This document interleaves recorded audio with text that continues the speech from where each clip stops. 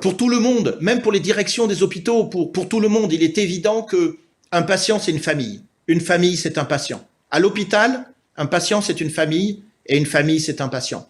Et on sait très bien que l'un n'existe pas sans l'autre. Voilà, une voiture sans moteur, c'est pas une voiture. Un moteur sans voiture, c'est rien du tout.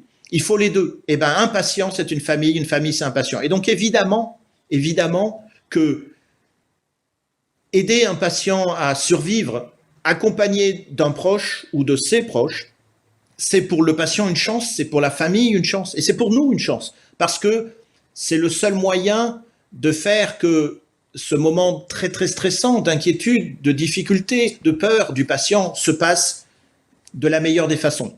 Et donc, jamais ce ne sera un problème pour un médecin ou pour une équipe soignante, pour un hôpital, d'accueillir une famille.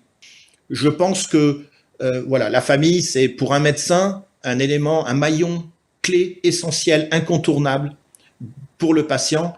Et c'est avoir un patient qui n'est pas seul, pour nous, c'est tellement plus simple, tellement mieux, tellement plus facile et tellement plus chaleureux que d'avoir un patient tout seul. Par ailleurs, ça nous simplifie la vie parce que quand vous allez être à 30 minutes pendant 1 à 2 semaines, si vous êtes seul, il faudra trouver un accompagnant. Si vous avez un accompagnant de votre famille, notre vie est immédiatement plus simple parce qu'on n'aura pas besoin de trouver un accompagnant pour vous et le schéma de prise en charge est immédiatement beaucoup plus simplifié.